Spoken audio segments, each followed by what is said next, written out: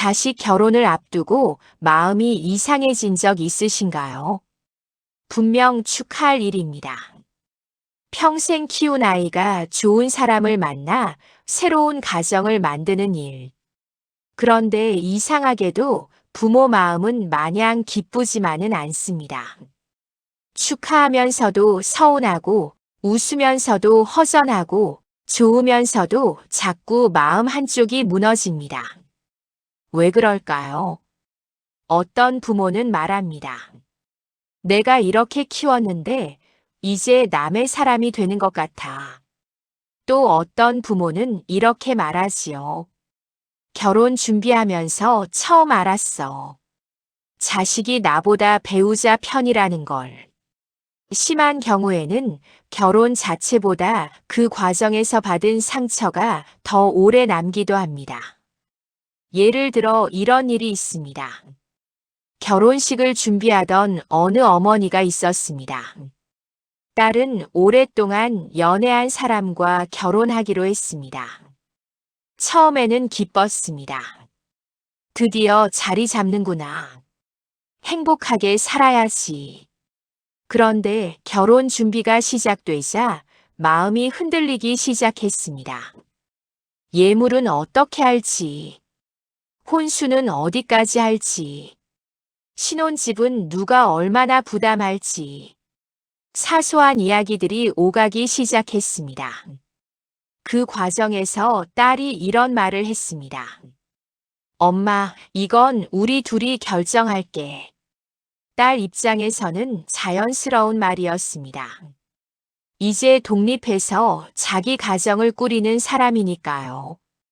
하지만 어머니 마음에는 이상한 감정이 올라왔습니다. 우리 둘? 그럼 나는 이제 밖의 사람인가? 그날 이후 어머니는 사소한 말에도 예민해졌습니다. 전화가 줄어든 것도 서운했고, 결혼식 준비가 자기 없이 진행되는 것도 속상했습니다. 결국 어느 날 말이 터졌습니다. 너 키우느라 내가 어떻게 살았는데. 딸도 울었습니다. 엄마 왜 자꾸 죄책감 들게 해.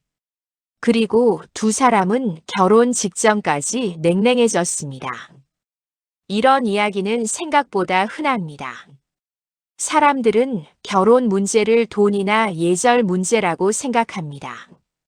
하지만 실제로는 그렇지 않습니다. 결혼은 부모와 자식의 관계 재정렬입니다. 그리고 이 과정에서 가장 힘든 건 돈도 아니고 예단도 아닙니다. 바로 역할의 변화입니다. 부모는 처음으로 깨닫습니다. 내가 이 아이 인생의 주인공이 아니구나. 그리고 이 깨달음은 생각보다 아픕니다. 많은 부모가 착각합니다. 내가 걱정하는 건 다 사랑이라고. 하지만 인간 마음은 생각보다 복잡합니다. 사랑 안에는 종종 다른 감정도 섞여 있습니다. 집착, 보상 심리, 정의감, 그리고 인정받고 싶은 마음. 특히 부모 역할을 오래 해온 사람일수록 더 그렇습니다. 왜냐하면 평생 누군가를 위해 살아왔기 때문입니다. 좋은 부모가 되려고 했고, 참았고, 희생했고, 버텼습니다. 그러다 어느 순간 결혼이라는 사건이 찾아옵니다. 그리고 부모는 무의식적으로 기대합니다. 이제 내가 받은 고생을 인정받을 차례라고. 물론 부모는 대놓고 바라지 않습니다. 하지만 마음속 어딘가에는 있습니다. 결혼식 날만큼은 내가 특별한 존재였으면, 고생했다고 알아줬으면, 끝까지 존중받고 싶다는 마음. 그런데 현실은 다릅니다. 자식은 결혼과 동시에 자기 인생을 시작합니다. 당연한 일입니다. 그런데 부모는 그것을 거절로 느끼기도 합니다. 실제로 어떤 아버지는 아들이 결혼하고 나서 이렇게 말했습니다. 내가 뺏긴 느낌이었다. 아들은 아무 잘못도 하지 않았습니다. 단지 중심이 바뀐 것뿐입니다. 하지만 인간은 역할이 사라질 때 상실감을 느낍니다. 심리학에서는 이것을 역할 상실이라고 합니다. 특히 부모 역할은 강합니다. 왜냐하면 수십 년 동안 자기 정체성 일부였기 때문입니다. 그래서 자식 결혼 후 괜히 예민해지고 며느리나 사위를 평가하고 섭섭해지고 서운해지는 경우가 많습니다.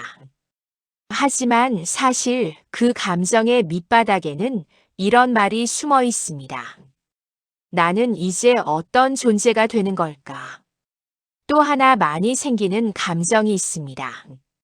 정의감입니다. 우리가 더 해줬다. 우리 쪽이 손해봤다. 왜 우리만 참아야 하지? 이 감정은 위험합니다. 왜냐하면 결혼을 거래로 만들기 때문입니다. 결혼은 손익계산이 아니라 독립의 시작입니다. 그런데 부모가 계속 계산하기 시작하면 그 순간부터 관계는 무너집니다. 어떤 부모는 몇 년이 지나도 기억합니다. 혼수 얼마 했는지, 축의금 누가 적었는지, 누가 더 많이 냈는지. 하지만 시간이 지나면 남는 건 숫자가 아닙니다. 감정입니다.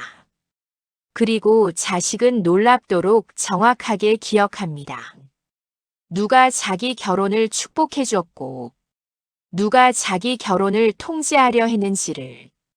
자식 결혼 앞에서 가장 어려운 질문이 있습니다. 도대체 부모는 언제 손을 놓아야 할까요? 아마 많은 부모는 이렇게 말할지도 모릅니다. 부모가 어떻게 완전히 손을 놔? 맞습니다. 완전히 놓을 수는 없습니다. 자식은 평생 자식입니다. 아무리 나이가 들어도 걱정되고 잘 먹는지 신경 쓰이고 아프진 않은지 마음이 갑니다. 문제는 사랑이 아닙니다. 사랑의 방식입니다. 우리는 종종 사랑과 통제를 헷갈립니다. 걱정이라는 이름으로 개입하고 도움이라는 이름으로 간섭하고 조언이라는 이름으로 결정하려 합니다. 하지만 결혼 이후부터 부모의 역할은 달라져야 합니다. 지켜주는 사람에서 믿어주는 사람으로 말입니다. 이 전환이 쉽지 않은 이유가 있습니다. 부모는 오랫동안 자식의 인생을 책임졌기 때문입니다. 넘어지면 일으켜 세웠고, 실수하면 대신 수습했고, 힘들면 품어줬습니다. 그런데 결혼은 처음으로 부모에게 이런 말을 합니다. 여기까지입니다. 그 순간 많은 부모가 당황합니다.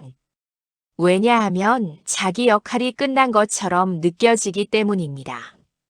하지만 사실은 끝난 것이 아닙니다. 역할이 바뀌는 것입니다. 한 철학자는 이런 말을 남겼습니다. 사랑의 완성은 붙잡는 것이 아니라 떠날 수 있게 하는 것이다. 이 말은 부모에게 특히 어렵습니다. 우리는 사랑하면 더 가까워져야 한다고 배웠습니다. 하지만 성숙한 사랑은 반대입니다. 상대가 자기 삶을 살도록 공간을 주는 것입니다. 어떤 아버지가 있었습니다. 아들은 결혼 후 멀리 이사했습니다. 예전 같으면 섭섭했을 겁니다. 하지만 아버지는 아무 말도 하지 않았습니다. 대신 이렇게 말했습니다. 집은 멀어져도 괜찮다. 마음만 너무 무겁지 말아라. 몇 년 뒤 아들이 말했습니다. 아버지가 붙잡지 않아서 더 자주 찾아가고 싶어졌어요. 참 이상하지요. 사람은 자유로울 때 더 돌아옵니다. 억지로 가까워질수록 멀어지고 존중받을수록 다시 찾게 됩니다. 부모도 마찬가지입니다. 결혼한 자식을 계속 자기 울타리 안에 두려 하면 관계는 답답해집니다. 하지만 한 걸음 물러서면 오히려 오래 갑니다. 부모의 자리는 사라지는 것이 아닙니다. 뒤에서 조용히 지켜주는 자리로 옮겨가는 것입니다. 그렇다면 현실에서는 어떻게 해야 할까요? 말은 쉽지만 실제 결혼 과정에서는 감정이 올라옵니다. 그래서 오늘부터 실천할 수 있는 아주 현실적인 방법을 이야기해 보겠습니다. 첫 번째입니다. 결혼 준비에서 의견은 한 번만 말하십시오. 그리고 결정은 자식에게 넘기십시오. 많은 갈등이 여기서 시작됩니다. 예식장은 여기로 해라. 혼수는 이렇게 해라. 집은 이 정도는 해야지. 처음엔 조언입니다. 하지만 반복되면 통제가 됩니다. 그래서 기준을 하나 세워보십시오. 말은 한 번, 결정은 그들 목. 이 원칙만 지켜도 싸움이 절반은 줄어듭니다. 두 번째입니다. 섭섭함을 표현하지 말고 관찰하십시오. 예를 들어 자식이 결혼 준비하면서 연락이 줄었습니다. 예전 같으면 이렇게 말합니다. 결혼하더니 부모 생각 안 한다. 하지만 잠깐만 멈춰 보십시오. 그 아이도 처음 겪는 일입니다. 일하면서 준비하고 상대 집안 신경 쓰고 미래 걱정까지 합니다. 그럴 땐 이렇게 생각해 보십시오. 나를 덜 사랑하는 게 아니라 지금 자기 인생을 버티는 중이구나. 이 해석 하나가 관계를 지켜줍니다. 세 번째입니다. 사위나 며느리를 평가하지 마십시오. 정말 많이 하는 실수입니다. 인사는 잘하는데 우리 애한테 너무 기대는 것 같아. 저 집 분위기가 좀. 문제는 이런 평가가 결국 자식에게 전달된다는 것입니다. 그리고 자식은 대부분 배우자 편에 섭니다. 당연합니다. 그게 결혼입니다. 그래서 좋은 부모는 평가자가 아니라 응원자가 되어야 합니다. 네 번째입니다. 결혼 후 방문과 연락의 기준을 바꾸십시오. 예전엔 매일 연락했습니다. 하지만 이제는 다릅니다. 먼저 기다리는 연습을 해야 합니다. 연락이 안 오면 이런 질문보다 왜 연락 안 해? 이 대신 요즘 잘 지내지? 이렇게 바꾸십시오. 작은 차이가 큰 자유를 만듭니다. 다섯 번째입니다. 자식 인생의 결과를 부모 자존심과 분리하십시오. 자식이 잘 되면 내가 성공한 부모, 힘들면 내가 실패한 부모. 이 공식에서 벗어나야 합니다. 자식은 독립된 인간입니다. 그 아이의 결혼도 인생도 결국 자기 몫입니다. 부모는 방향을 비춰줄 수는 있어도 대신 살아줄 수는 없습니다. 그리고 그걸 인정하는 순간 부모 마음도 편해집니다. 한 노부부 이야기가 있습니다. 딸이 결혼한 지 10년쯤 지났습니다. 누군가 물었습니다. 섭섭하지 않으세요? 아버지가 웃으며 대답했습니다. 처음엔 많이 섭섭했지. 근데 어느 날 깨달았어. 내가 딸을 잘 키운 증거는 나를 찾는 게 아니라 자기 삶을 잘 사는 거더라고. 참 묵직한 말입니다. 부모는 종종 오해합니다. 사랑받는다는 건 자주 연락 오는 것이라고. 찾아오는 횟수라고. 하지만 아닙니다. 진짜 사랑은 다릅니다. 부담 없이 전화하는 것. 편하게 찾아오는 것. 실수해도 돌아올 수 있는 집이 되는 것입니다. 결혼은 부모를 떠나는 일이 아닙니다. 부모에게서 독립하는 일입니다. 그리고 독립은 배신이 아닙니다. 잘 자랐다는 증거입니다. 그러니 자식 결혼 앞에서 너무 애쓰지 마십시오. 끝까지 중심에 있으려 하지 마십시오. 조금 비켜서서 웃어주십시오. 조금 덜 서운해 하십시오. 조금 더 믿어주십시오. 그것이 생각보다 훨씬 어려운 사랑입니다. 하지만 가장 오래 남는 사랑이기도 합니다. 언젠가 자식은 돌아봅니다. 결혼식장에서 무엇을 해줬는지보다 내가 선택했을 때 부모가 나를 믿어줬는지, 힘들 때 내 편이 되어줬는지 그걸 기억합니다. 좋은 부모는 완벽한 부모가 아닙니다. 자식을 자기 품에 오래 두는 사람도 아닙니다. 떠날 때 웃어줄 수 있는 사람입니다.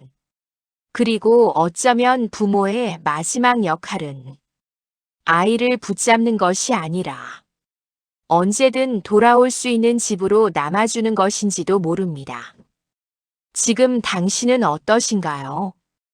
혹시 사랑이라는 이름으로 자식을 너무 가까이 붙잡고 계시진 않으신가요? 아니면 이제는 조용히 믿어줄 준비가 되어 있으신가요?